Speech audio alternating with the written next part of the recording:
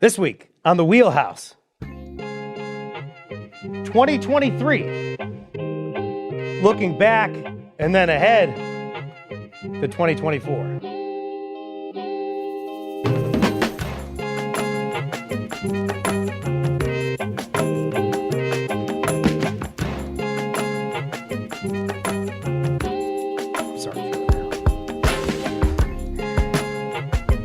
For Connecticut Public, I'm Frankie Graziano. This is the Wheelhouse, the show that brings the politics to the people.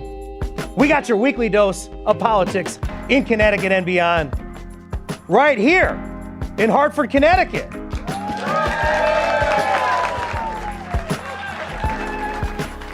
An annual dose of politics.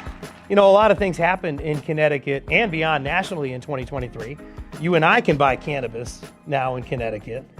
There's also been some regulation of that as well. With the advent of the legal cannabis market in Connecticut was supposed to come what's called a clean slate, which is the automatic erasure of criminal convictions. That's something we want to get into tonight. We've got what we call a powerhouse panel to join us on the Wheelhouse Live tonight. We got the powerhouse panel. We're going to talk about cannabis convictions. We're going to also talk about gun violence prevention in Connecticut and beyond. We're also going to talk about affordability and the costs of living in Connecticut. You know, I've been teasing this special guest for about a month or so now.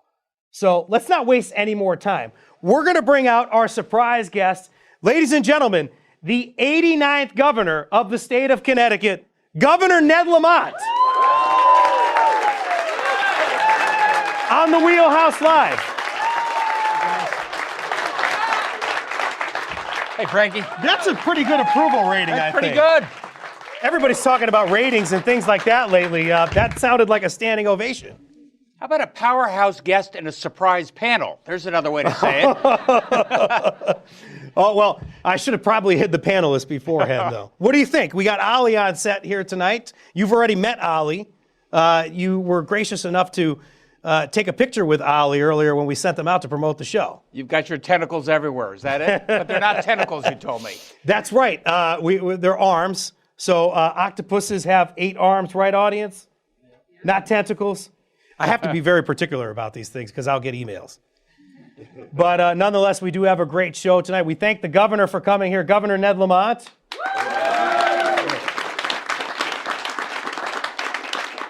All right, so we're in the recreational marijuana business now in Connecticut. So revenues, if we're looking at them across the first year here, basically in Connecticut since it launched last January, up every single month. So how do you think the cannabis market is going in Connecticut, the adult use cannabis market? What do you think? Wrong question. Oh, yeah? Look, we're surrounded by states that have legalized marijuana. I thought that driving folks who are smoking to the underground market was dangerous, laced with fentanyl, was the wrong way to go. I thought a regulated market would be a safer market. So that's really what drove our decision when we did it. You're right that folks are buying marijuana, buying it legally. We have about $40 million. I hope that money that we've raised with taxes is going to go to daycare and homelessness in those communities that were hardest hit by the war on drugs. We're making progress there. We're doing it safely and carefully. So you're pretty happy with the launch overall, you'd say? I think so, yeah. We talked about, I talked about clean slate in the open. It's something I wanted to follow up on you on. Do you guys think that's something you could take care of maybe here in 2024? Or I think it's trying to work the system to try to make sure. Slate. There are a lot of folks that got convicted for marijuana laws that are now no longer illegal.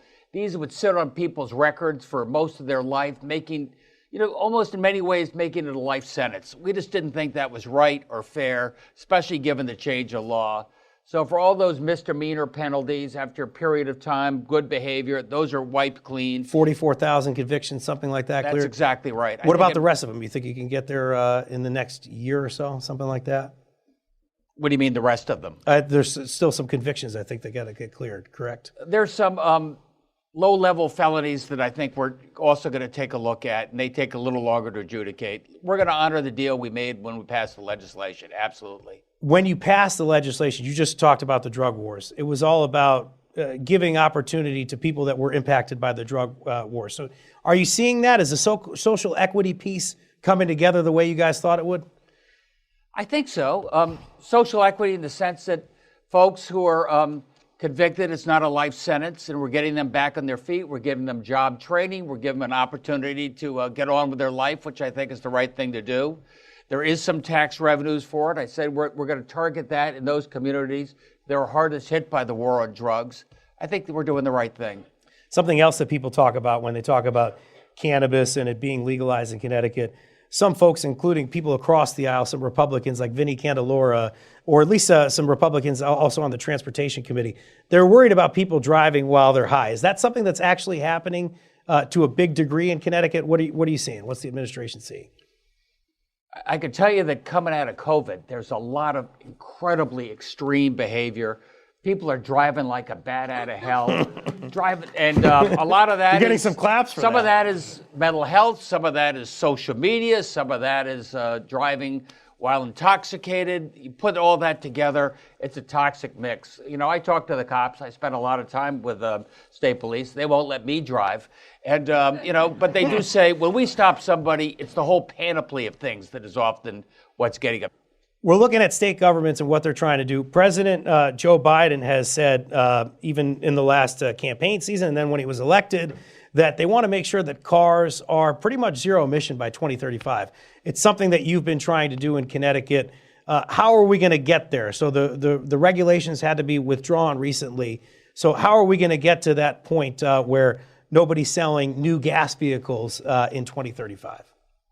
We're not rushing into this. Sure. A legislature passed it unanimously in 2004. That was a while ago. They passed it 2/3 majority less than 2 years ago. We're making incredible progress when it comes to EVs and hybrids. We've reduced the price by well over 1/3 in the last couple of years. Now very competitive, the internal combustion engine with credits.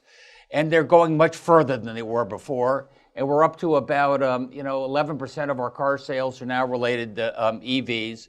And also don't forget the hybrids. The hybrids will continue to be sold for those folks who have range anxiety or in an urban area where they're not positive they're going to have all the charging stations. You've always got that as an option going forward as well.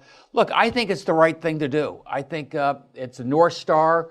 It's a goal. It's 2035. We got about 40% of the rest of the country heading that way, and I hope the legislature doesn't change their mind. I'm going to start jumping around here in the last couple of minutes here to make sure that we get a lot of things last in couple here. of minutes, we just started. I know, right? Doesn't it feel like... So let me give you a few more minutes then. But affordability, that's something that you really care about. We just had this tax law that was passed. I think something like $600 million in tax cuts was what the administration was touting. The largest tax cut since the personal income tax was implemented in 1991. Tell me a little bit about that, and I guess when people could start seeing some breaks in their paychecks.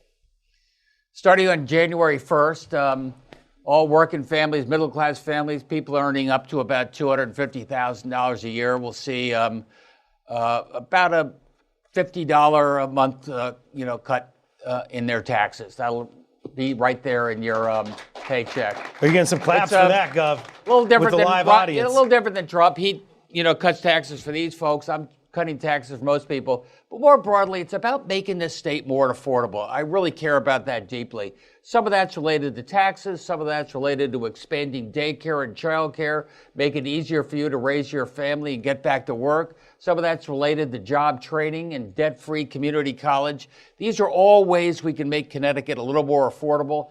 I think it's working. We had 58,000 new folks move into the state of Connecticut last year. Remember, 10 years ago, the moving vans, everybody's leaving for New York City or Florida. Now they've turned around and they're coming back, and I think that's one of the reasons. Republicans, people probably having houses fall on them while they try to buy houses on the housing market because it's so expensive. They might be asking about the cost of inflation. Could there be more cuts down the line, maybe next year or the year after? What's the administration thinking there? I'm careful. I hate to overpromise and underdeliver. We've been promising big things, not getting it done. We got this tax cut done. We've got our budget has been balanced for 5 years in a row. We're making investments in folks most in need. We're expanding educational opportunity. I think we're going to slow down a little bit for the next year or so, make sure we're digesting all the things we've done, make sure we keep having a balanced budget. It's like I got you on the hot seat here where we're jumping around a little bit, probably because these lights are so hot. So I'm sweating a little bit. Sorry if I got a little sweat on my brow. Governor looks fine. I don't think he's sweating while answering these questions. Let me jump now to gun violence prevention and some of the things that you were targeting last year, or at least earlier this year, assault weapons that were grandfathered in beyond the 1994 U.S. guns bill, ghost guns, at least trying to strengthen regulation around that, open carry. So what do you think about that effort and more ways going forward, I guess, to continue tackling gun violence? I think it's working. I think if you're not serious about gun safety and getting those illegal guns off the street, those plastic ghost guns off the street, if you're not serious about red flag laws and making sure people who have addiction or violence issues, make sure they can't get their guns, you're not serious about law and order. And I'm proud that Connecticut, broadly speaking, is continuing to take a lead on this. And frankly, it works. I like things that work. We have strict gun safety laws, and our gun crimes are much less than they are in Georgia and Mississippi and all those places that lecture us and say these gun safety laws don't work. They do. You're safer for it.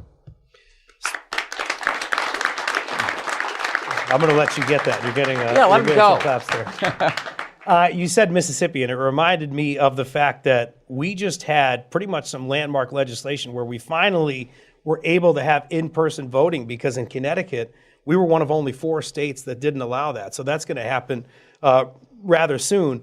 But now, in the next election in November, there's going to be a referendum around no excuse absentee balloting. So what do you think is going to happen there? Do you think that's going to pass? I think that's going to pass.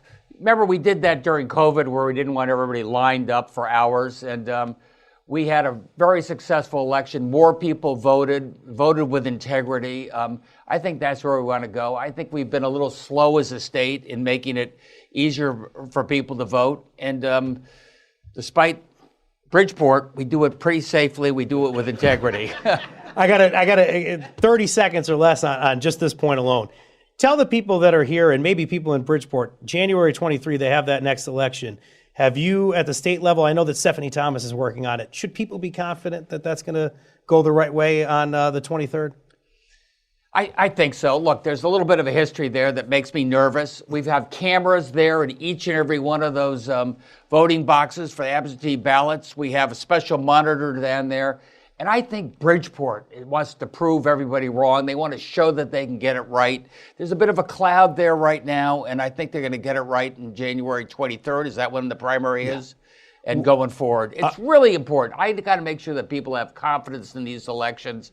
You know, there's a former president that casts a lot of shadow on our democracy. We're not going to let that happen in Connecticut. I think we're going to ask you and your team to get out there before the election, because you just rallied all these folks, and maybe none of them, I don't even know if they vote in Bridgeport, but you got them all excited. Ladies and gentlemen, the 89th governor of the state of Connecticut, Ned Lamont. Thank you so much, Governor. Thank you so much, Governor, for coming on the Wheelhouse Live. Stay here for a second. I do want to tease our next segment. I'm going to give you a gift in a second. Thanks, guys. Stay tuned, as we're going to have a powerhouse panel join us. We talked about 2023 with the governor. We'll break down what he just said. We'll talk about 2023 in Connecticut. And let's go into 2024 after that. You're listening to The Wheelhouse on Connecticut Public.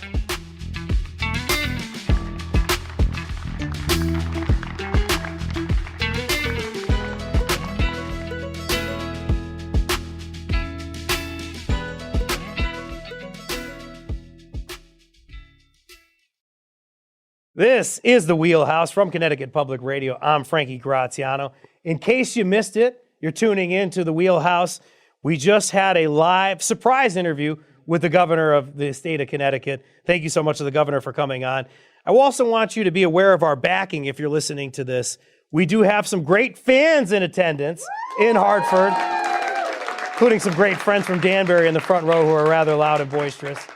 You're going to hear some cheers, jeers, whatever throughout this, but this audience has been great, and they've been respectful. And now they're going to give it up for our powerhouse panel. Joining me first is Susan Raff, Chief Political Reporter, Eyewitness News, WFSB Channel 3. Thank you for having me. The pleasure is all mine. Mark Pazniokis, Capitol Bureau Chief, Connecticut Mirror. Good evening.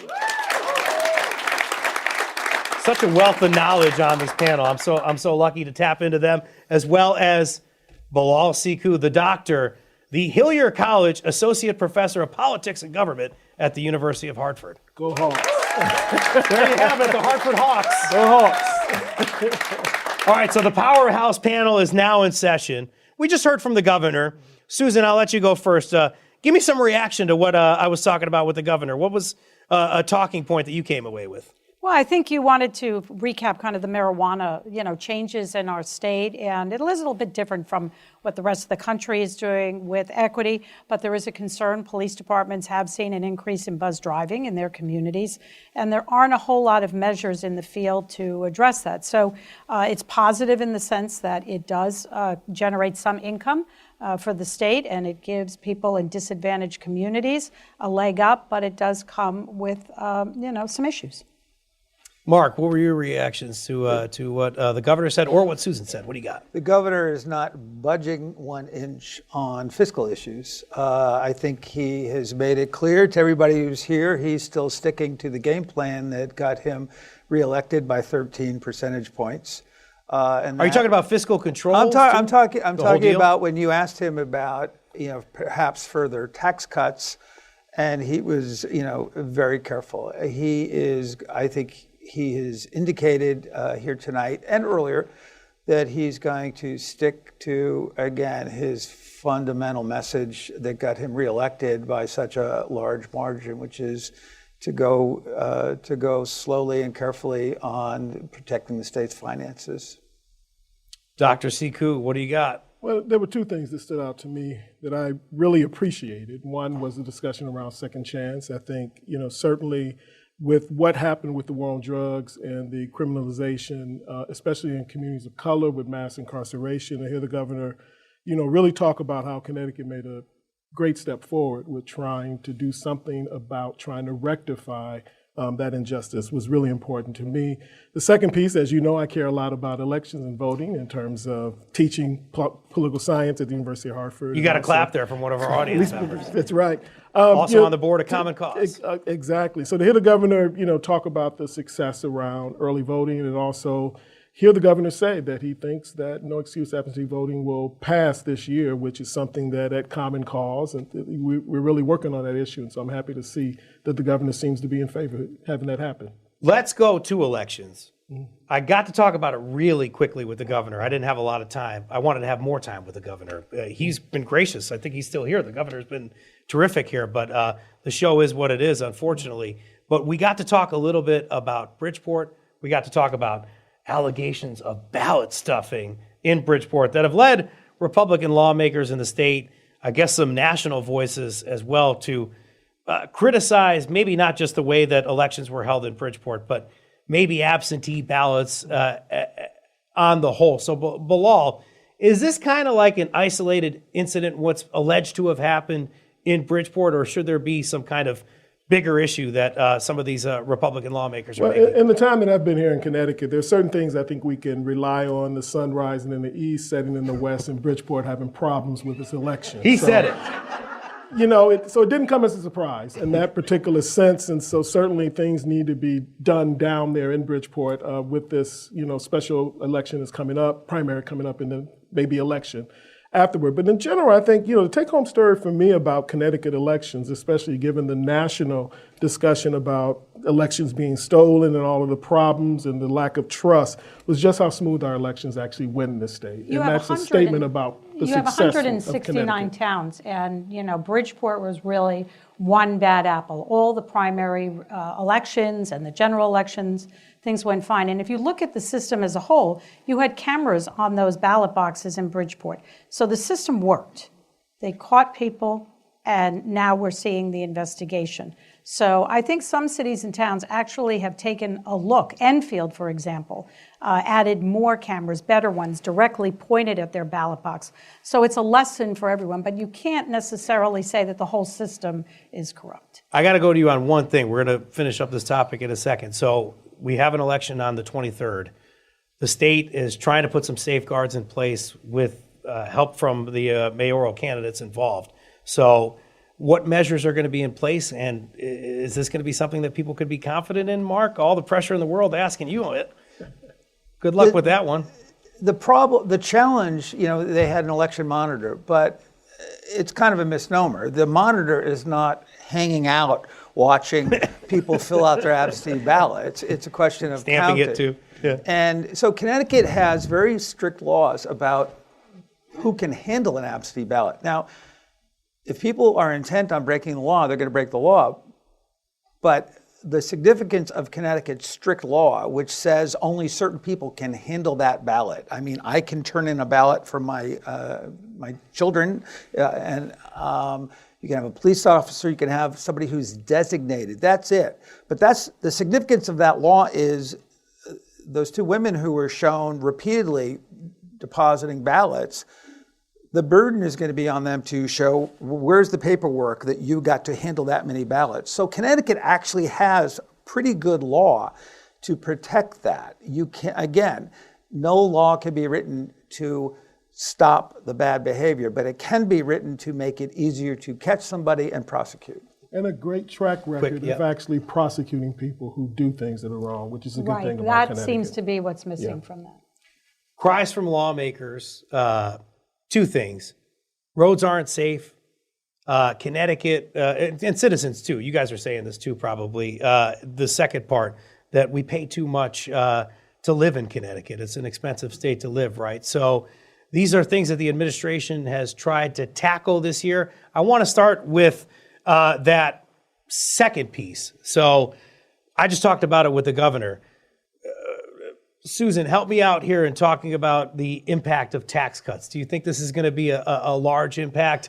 And mainly not just on the rank and file in Connecticut, I guess, or the people who normally benefit from tax cuts, but what about everybody else? Well, I want to circle back. Maybe people under the Alice line. I want to circle back with something you said. I mean, Connecticut has never been a bargain. It's never been an inexpensive state. We're in a tri-state area. This is but it's quality of life. And some would argue that. Let's start with that. So, but I think that the governor's attempt to make life more affordable, I mean, it's not a huge amount of money for people. However, it's something that hasn't been done in a very long time. And it's nice to give back to the state and to the people and the residents who pay taxes. So I believe that. It also, we pay down debt. And I think that's very important as well. Republicans, for the first time, who usually call for less spending, wanted more tax cuts and paying down less debt. So I think it was a delicate balance.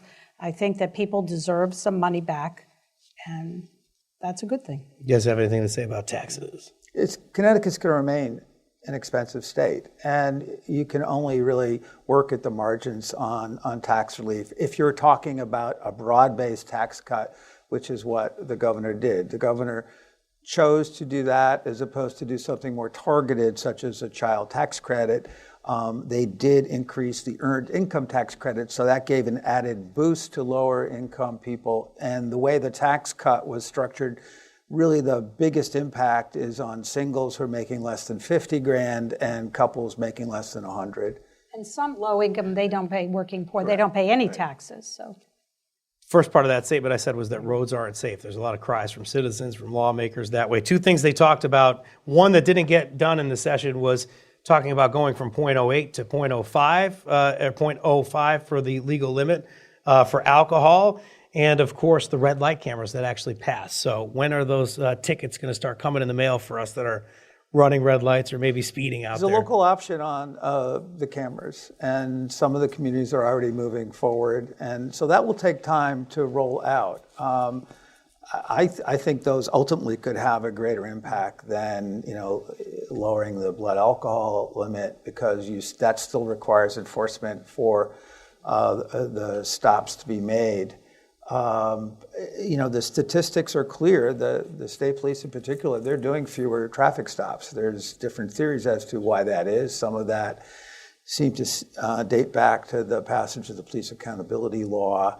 But you all drove here, most of you, and I haven't seen a speed trap in a long time. And when I asked the colonel that, he corrected me. It's not speed traps, it's speed enforcement. But in any event, it's an issue. I think what's unfortunate is that despite all the education and the awareness to drinking and driving, Connecticut remains one of the highest in the country with drunk driving fatalities. And I think a lot of us are saddened by that, right? And it's not just young people. And in fact, Connecticut is, I think the budget included $20 million to put warning strips and signs for wrong way drivers, right? 365 fatalities in 2022. That started Okay. the discussion. Yeah. And that's already starting because those are not older people driving at 11 or 12 at night. Those are people who are driving under the influence. So from a state standpoint, I think it's important to do those things. But I think it's still very, very disheartening and sad that people continue to drink and drive. So, and that's not necessarily not a problem everywhere, but Connecticut has one of the worst problems in the country. But I was going to say, Frank, I'm not overly enthusiastic about the cameras, though, especially in urban communities, which are, over-policed, over-surveilled. And, I think we need to think very carefully about what are the potential implications of this and, certainly dealing with this issue of people driving, who have been drinking, for example, is a serious problem that does need to be addressed. But I think often when we do public policy, we don't think about the potential impact, especially with an equity lens attached to it. These things can often produce outcomes that we'll find will disproportionately impact communities of color and people who are poor. So I think we need to be very careful how we actually execute this particular law. We talked about racial profiling in Wethersfield for a long time at Connecticut Public. It's something we covered. We did Collision Course, which was a documentary, and one of the things we found out while we were doing that reporting was that they were trying to put cameras up in town and on the border, and the police chief was telling everybody that they were going to be able to wire from C4 in Hartford, which is this albatross of cameras, and they were going to put it in Wethersfield and be able to, I guess, monitor the traffic there. So that's one thing that we followed. So that's an example of what Bilal Siku is talking about here. Something that didn't, it came up this session, but it didn't get done. Inaction on affordable housing. It made a lot of people upset. There was a different word I was going to use there, but it made a lot of people upset. So where do we go next on affordable housing, and particularly in Fairfield County? Well, they keep trying to create more incentives for cities and towns to do it, but they can't force them to do it, and I think that's the bottom line. Yeah. There isn't the political will in the General Assembly or in the governor's office to take that on. That's been the case for quite some time. It's a small minority of lawmakers who are willing to vote on those kinds of measures. You saw it in the gubernatorial election. Governor Lamont was not any more aggressive than Bob Stefanowski was, although Bob Stefanowski went further and he would have repealed. Why is there no political will, though? Who is the opposition force, or maybe the boogeyman, as it were? Like who's against it? I think that gets very complicated. It goes to what people love about their communities. There's misapprehensions about what multifamily housing would mean, what affordable housing would mean. This is nothing new, and you see it in all kinds of communities. But the state could, require as a matter of right, that zoning codes allow multifamily housing. Multifamily housing is only defined in Connecticut as 3 units or more, so you're not talking huge projects. But there are many communities that there is no allowance for multifamily housing at all. And I don't know how you break that logjam politically. It's very difficult. Land of steady habits, I think, and people like the communities that they live in and worry that their property values may not be as valuable. It's like regionalization. A lot of talk has been done over the years to try to get communities to share certain services, but that's another conversation. But, people make those kinds of arguments, and they've always made those arguments about their worry about property values, their worry about the quality of the schools. At the end of the day, what we know is that here in Connecticut, like many other parts of the country, but especially in the Northeast, zoning has been used in a very exclusionary way, which has basically created the hoarding of opportunity in the suburbs. And in central cities, we see the exact opposite of that. And so I think this really can be one of those issues that the governor can lead the country in a very good direction by really working with those local communities. And again, those conversations are difficult, but the opportunity to do, having communities to build their fair share of affordable housing and giving access to people, because in a country in which we pride ourselves on the notion that people have rights and opportunity and options, the reality is income is a barrier and suburbs create walls to keep people out. And in the process, it's a hoarding of opportunity. But and that's a housing problem. is so critical. If you look, You got to clap there. The Wheelhouse Live. Thank you. if you look at what's happening in Hartford now with all the new housing developments, and I believe a percentage of those new buildings that have come up are affordable units. That was part of the criteria for them to be built. You know, Hartford has struggled over the years to be a vibrant capital city. And now, because this component of people living there, we are seeing more businesses and restaurants opening on Pratt Street. So housing is critical. You can build all the amenities you want, but if you don't have people living there, it's not harmonious. Hartford's still deleteriously, I just threw that word out there, sorry, impacted by word. what's happened Well, in clearly. Fairfield County ages ago, and it still continues to wreak havoc on Hartford. I got to move on. Paz loves when I do this. I like to go to a lot of different topics and try to fit them in. So I'm going to give you guys 20 seconds each. Good luck. Bilal, I'll start with you. What's everybody going to be talking about in the next legislative session in Connecticut? Wow. Give me one thing that we'll be talking about. I'm hoping that they'll be talking about no excuse absentee voting. Ooh. Paz. It's not a legislative issue. It's going to be on the ballot. So they got to do the Constitution. The zero emission vehicles, the failure to adopt those regulations, that's going to bleed into the next session. There were some hopes that they could do it special session before the regular session opens. I don't see any sign of that. So I think we're going to be hearing more about that. I think they're going to try to roll out certainly early voting, and make that seamless for the registrars of voters. But I agree with Mark. I think everybody wants a cleaner environment, and we have to move in that direction. I think what was unveiled was probably an overly ambitious plan because it didn't have infrastructure. So you can't tell everybody they're going to have an EV or a hybrid, but we don't really know where you're going to charge it or where the batteries are going to be in those recharge. So I think they all have to come together and figure out a plan going forward, but I think they'll do it. That's it for Connecticut and 2023.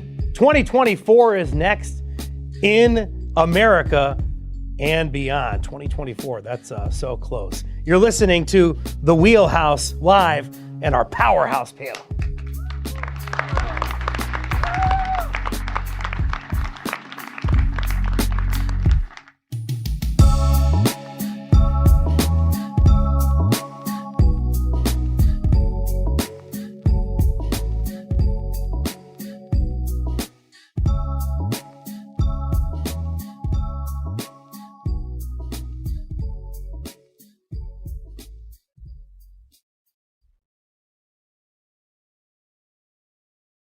This is The Wheelhouse from Connecticut Public Radio. I'm Frankie Graziano.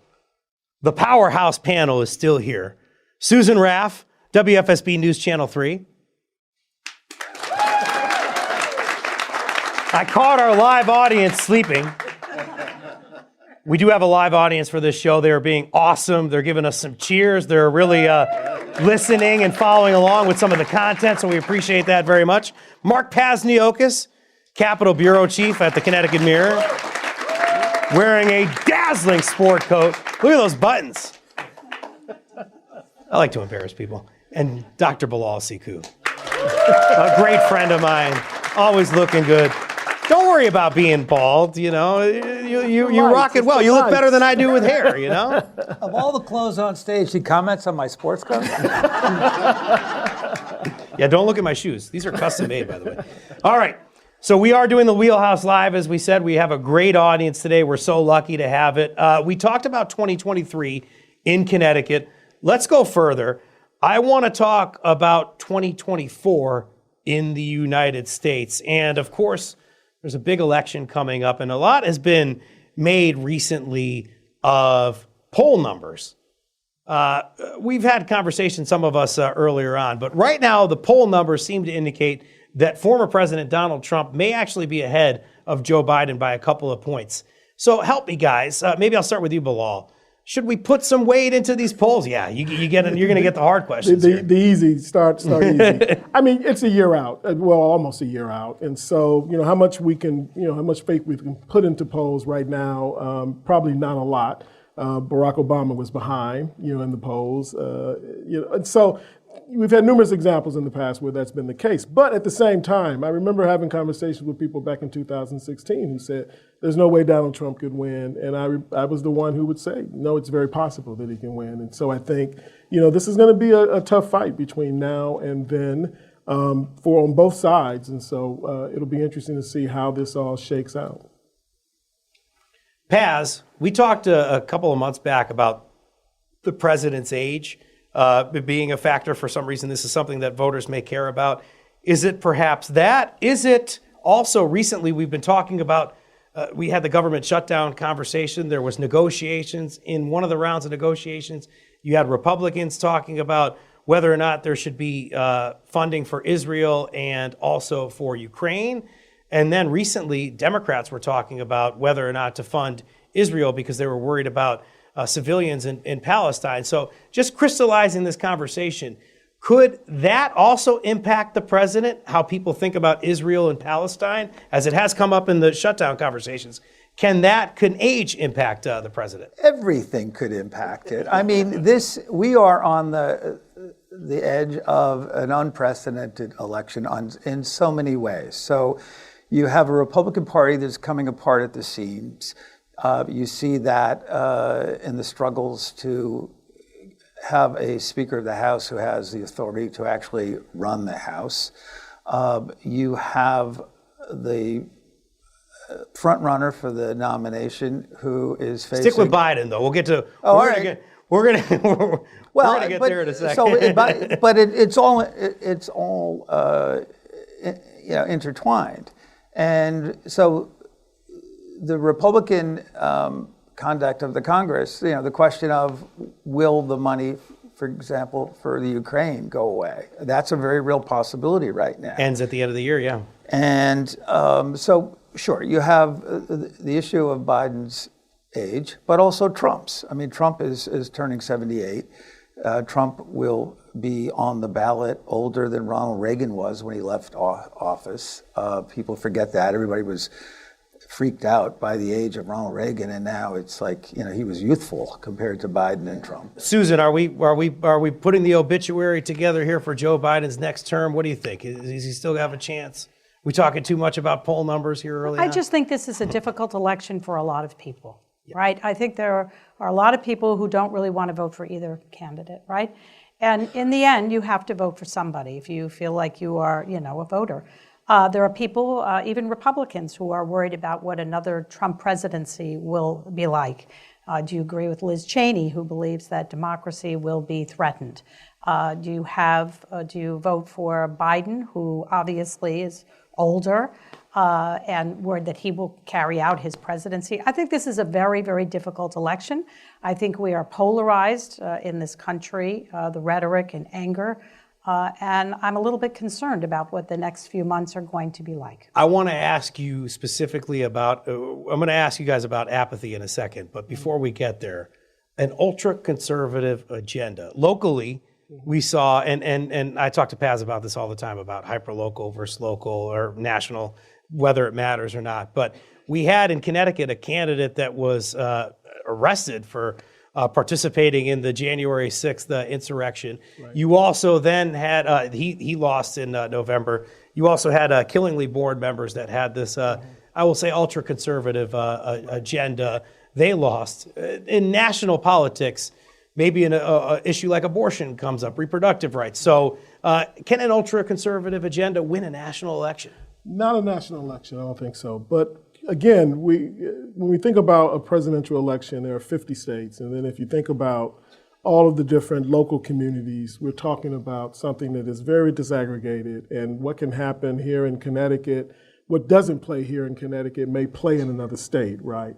And so the way to sort of look at this is that Connecticut is not a place where you will have that kind of history and deep-rooted sort of conservatism that you may see in a place like Georgia or Alabama or Mississippi or further out in the Midwest. And so some of those issues don't play as well here. We haven't had a real groundswell for book banning. We haven't had a real groundswell for some of the other social cultural issues that resonate with voters in other states. But I will say this about the Biden thing very quickly, is that there was a poll just came out about young people. And I think if there is an Achilles heel for the president, it's that while young people are not monolithic, whenever I bring up the election of 2024 to my students, they almost want to run me out with pitchforks, right? They are not excited about either of the candidates. They're not excited about me going to the polls, some of them for the very first time, and having those two candidates as their choices. All right. But at this point, we don't have any other options for them. So put your common And they cause. may stay home, which is really what the problem is. So for put the- your for the common Biden cause electorate. hat on. Yeah. Now, how do we engage to avoid voter apathy? I guess what are we don't- advocates going to be talking about? I don't think we have enough time to find two better candidates. So in the meantime, between now and then, I think we've got to really place a heavy emphasis on civic education. We've got to talk to young people about the importance of voting, right? Because at the end of the day, and as I always say to them, the first time you cast that vote, at 18, for example, you are building the habit that in 2 years will bring you back to the polls. Voting is habit forming, and starting young people early, getting them to vote is really important. So I think it's critical that both parties do a lot of work to turn out people. It puts a lot of pressure on states also to do that kind of public education and turn out the young people. Universities need to do their part, and we will be doing our part in the fall. But that needs to be a real effort if we're going to really save our democracy. Paz, Susan, right now, a poll might say something about Donald Trump, but the former president also has 4 indictments that he's dealing with. I don't know whether or not Nikki Haley may get more support in the future, as it looks like the Koch network is backing her up. They backed up Trump in 2016 and 2020, I believe. So I don't know. I'm kind of grasping at straws. The better question is, I guess, can Donald Trump still have the standing a year from now?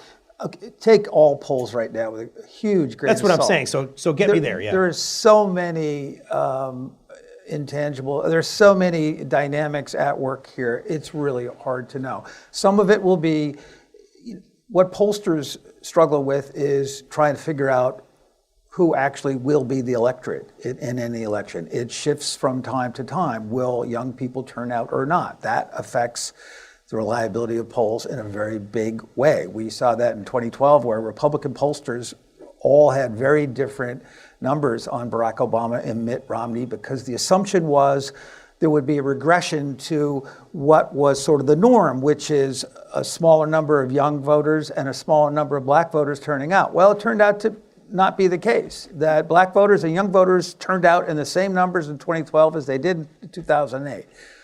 But again, there's a lot that's going to happen between now and then. The Democrats have not really started focusing on Trump and the fact that there is so much concern, even among Republicans I talk to, as to who would populate another Trump White House.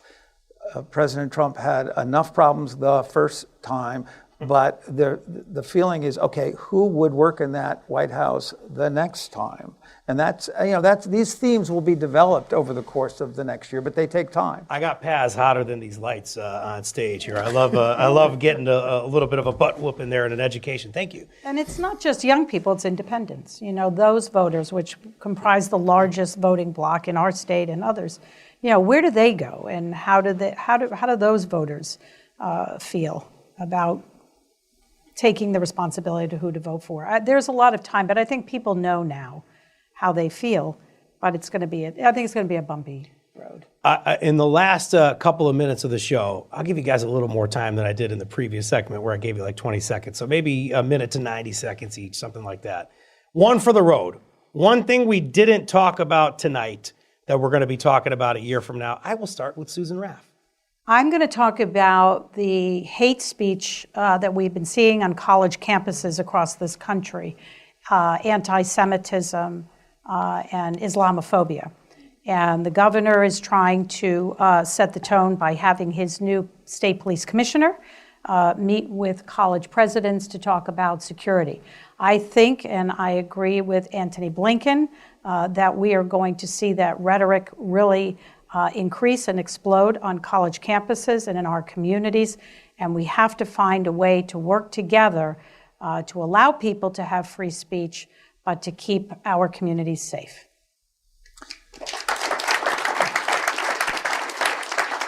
Follow that, Paz. I can't. If Donald Trump is the nominee, I think one of the things we'll be talking about is the future of the Republican Party in Connecticut specifically and in the Northeast in general. The Republicans, until the election of Donald Trump, actually had done quite well in making a comeback from the debacle of 2008 when they won only 37 of the 151 seats in the state house.